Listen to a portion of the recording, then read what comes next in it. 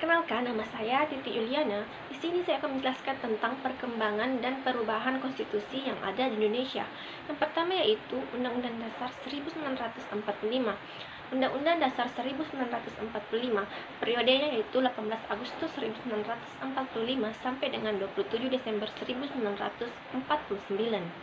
Dalam masa periode pertama kali terbentuknya negara Republik Indonesia, konstitusi atau undang-undang dasar yang pertama kali berlaku adalah Undang-Undang Dasar 1945, hasil rancangan BPUPKI, kemudian disahkan oleh PPKI pada tanggal 18 Agustus 1945. Menurut Undang-Undang Dasar 1945, kedaulatan berada di tangan rakyat dan dilaksanakan oleh MPR yang merupakan lembaga tertinggi negara.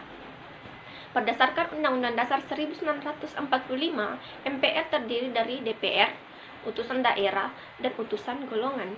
Dalam menjalankan kedaulatan rakyat, mempunyai tugas dan wewenang menetapkan Undang-Undang Dasar, GBHN, memilih dan mengangkat presiden dan wakil presiden, serta mengubah Undang-Undang Dasar. Selain MPR, terdapat lembaga negara lainnya di bawah MPR, yaitu Presiden yang menjalankan pemerintahan, DPR yang membuat undang-undang, Dewan Pertimbangan Agung (DPA), dan Mahkamah Agung atau MA. Menyadari bahwa negara Indonesia baru saja terbentuk, tidak mungkin semua urusan dijalankan berdasarkan konstitusi. Maka berdasarkan hasil kesepakatan yang termuat dalam pasal 3 Aturan Peralihan menyatakan, untuk pertama kali Presiden dan Wakil Presiden dipilih oleh PPKI. Kemudian dipilihlah secara aklamasi Soekarno dan Muhammad Hatta sebagai Presiden dan Wakil Presiden Republik Indonesia yang pertama kali. Dalam menjalankan tugasnya, Presiden dibantu oleh Komite Nasional dengan sistem pemerintahan presidensial, artinya kabinet bertanggung jawab pada Presiden. Pada masa ini terbukti bahwa konstitusi belum dijalankan secara murni dan konsekuen. Sistem ketatanegaraan berubah-ubah, terutama pada saat dikeluarkannya Maklumat Wakil Presiden nomor 10 tanggal 16 Oktober 1945 yang berisi bahwa Komite Nasional Indonesia Pusat atau KNIP sebelum terbentuknya MPR dan DPR diserahi tugas legislatif dan menetapkan GBHN bersama Presiden. KNIP bersama Presiden menetapkan undang-undang, dan dalam menjalankan tugas sehari-hari dibentuklah badan pekerja yang bertanggung jawab kepada Komite Nasional Pusat. Baik, selanjutnya saya akan menjelaskan periode 27 Desember 1949 sampai dengan 17 Agustus 1950. Masa berlakunya Undang-Undang Dasar Republik Indonesia Serikat atau RIS. Sebagai rasa ungkapan ketidakpuasan bangsa Belanda atas kemerdekaan Republik Indonesia, terjadilah kontak senjata atau agresi oleh Belanda pada tahun 1947 dan 1948 dengan keinginan Belanda untuk memecah belah NKRI menjadi negara federal agar dengan secara mudah dikuasai kembali oleh Belanda. Akhirnya disepakati untuk mengadakan konferensi meja bundar atau KMB di Den Haag, Belanda, dengan menghasilkan 3 buah persetujuan antara lain. Yang pertama, mendirikan negara Republik Indonesia Serikat. Yang kedua, penyerahan kedaulatan kepada Republik Indonesia Serikat. Dan ketiga, didirikan uni antara Republik Indonesia Serikat dengan Kerajaan Belanda. Pada tahun 1949, perubahan Konstitusi Indonesia yang dari Undang-Undang Dasar 1945 menjadi Undang-Undang Dasar Republik Indonesia Serikat atau Undang-Undang Dasar RIS.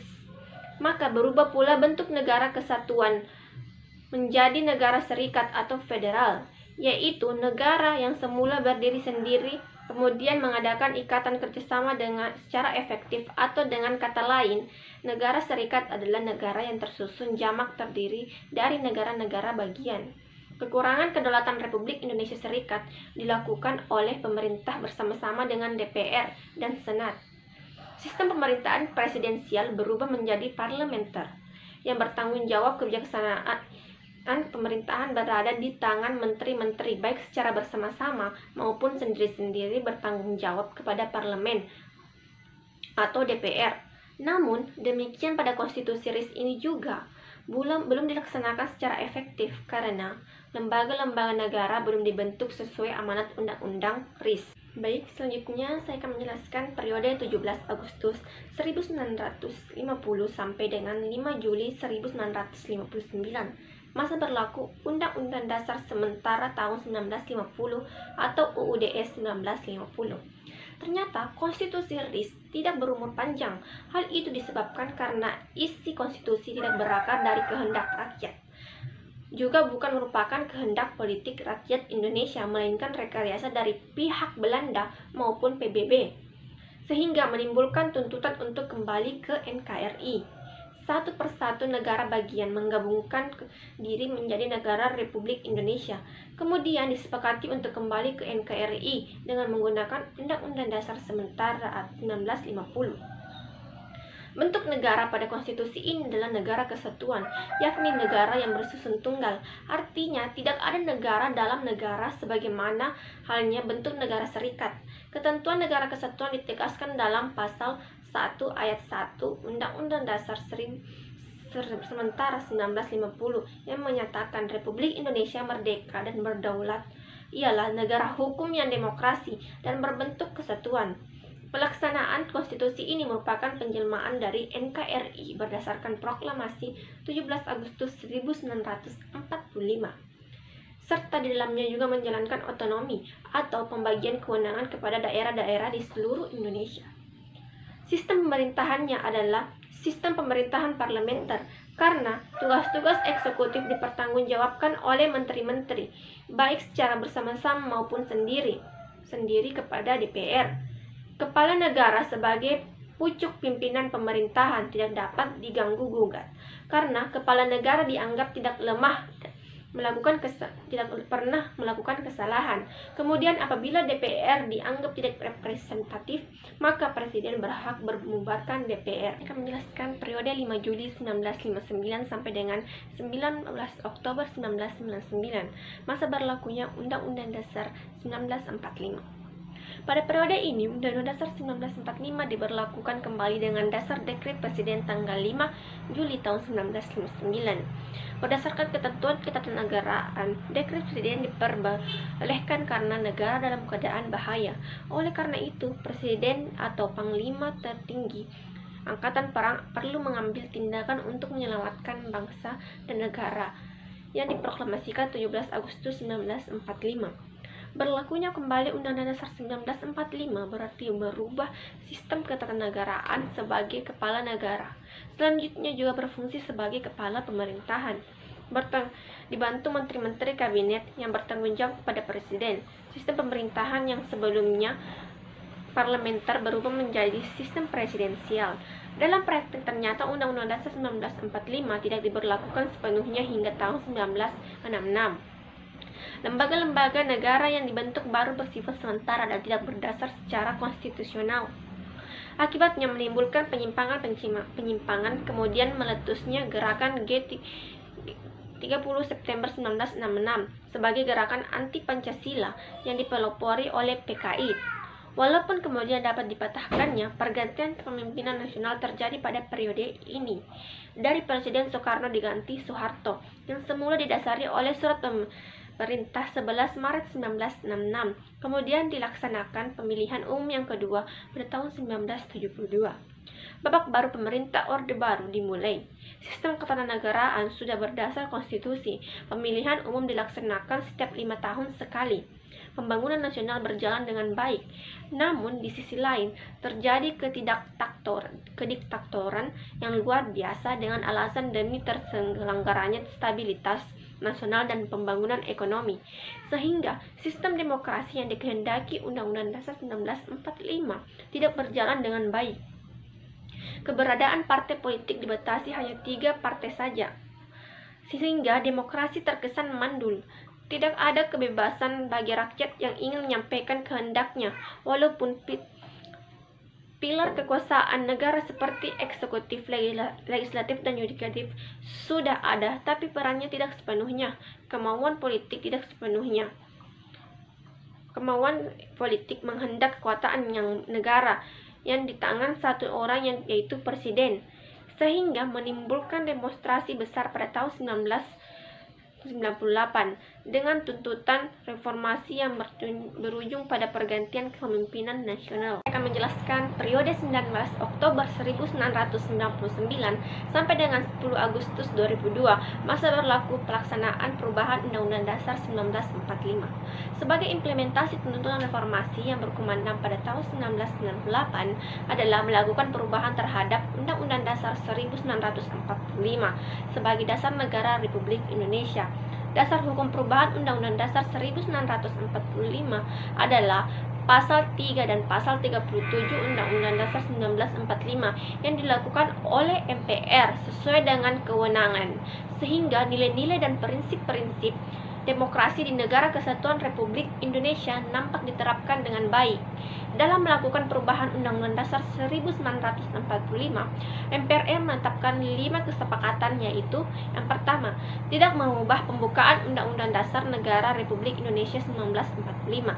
Yang kedua, tetap mempertahankan Negara Kesatuan Republik Indonesia. Yang ketiga, mempertegas sistem pemerintahan presidensial. Yang keempat, penjelasan Undang-Undang Dasar Negara Republik Indonesia tahun 1945 yang memuat hal-hal normatif akan dimaksudkan ke dalam pasal-pasal atau batang tubuh. Dan yang kelima, melakukan perubahan dengan cara adendum. Pada periode ini, Undang-Undang Dasar 1945 mengalami perubahan hingga keempat kali, sehingga mempengaruhi proses kehidupan demokrasi di negara Indonesia. Seiring dengan perubahan Undang-Undang Dasar 1945 yang terselenggara pada tahun 1999 hingga 2002, maka naskah resmi Undang-Undang Dasar 1945 terdiri atas 5 bagian, yaitu Undang-Undang Dasar 1945 sebagai naskah aslinya ditambah dengan perubahan Undang-Undang Dasar 1945 ke-1, ke-2, ke-3, dan ke-4, sehingga menjadi dasar negara yang fundamental atau dasar dalam menjalankan kehidupan berbangsa dan bernegara. Yang terakhir yaitu periode 10 Agustus 2002 sampai dengan sekarang, masa berlaku Undang-Undang Dasar 1945 setelah mengalami perubahan. Bahwa setelah mengalami perubahan sehingga keempat kalinya, Undang-Undang Dasar 1945 merupakan dasar negara Republik Indonesia yang fundamental untuk mengantarkan kehidupan berbangsa dan bernegara bagi bangsa Indonesia. Tentu saja, kehidupan demokrasi lebih terjamin lagi karena perubahan Undang-Undang Dasar 1945 dilakukan dengan cara hati-hati, tidak tergesa-gesa, serta dengan menggunakan waktu yang cukup. Tidak seperti yang dilakukan BPUPKI pada saat merancang undang-undang waktu itu, yaitu sangat tergesa-gesa dan masih dalam suasana di bawah penjajahan Jepang. Pada awalnya, gagasan untuk melaksanakan perubahan atau amandemen Undang-Undang Dasar 1945 tidak diterima oleh kekuatan politik yang ada. Walaupun perdebatan tentang perubahan Undang-Undang Dasar 1945 sudah mulai hangat pada tahun 1970-an, pada saat reformasi, agenda yang utama adalah melaksanakan perubahan Undang-Undang Dasar 1945, yaitu telah terselenggara pada sidang umum MPR tahun 1999 dan berhasil menetapkan perubahan Undang-Undang Dasar 1945 yang pertama, kemudian disusul perubahan kedua, ketiga, sehingga keempat. Dahulu, setiap gagasan amandemen Undang-Undang Dasar 1945 selalu dianggap salah dan dianggap bertentangan subservasi atau atas negara dan pemerintah. Tetapi dengan adanya perubahan pertama di tahun 1999, mitos tentang kesaktian dan kesakralan konstitusi itu menjadi runtuh. Nuansa demokrasi lebih terjamin pada masa Undang-Undang Dasar 1945 setelah mengalami perubahan. Keberadaan lembaga negara sejajar, yaitu lembaga eksekutif pemerintah, lembaga legislatif MPR yang terdiri dari DPR dan DPD, lembaga yudikatif MA, MK, dan KY, dan lembaga auditif atau yaitu BPK. Kedudukan lembaga negara tersebut mempunyai peranan yang lebih jelas dibandingkan masa sebelumnya.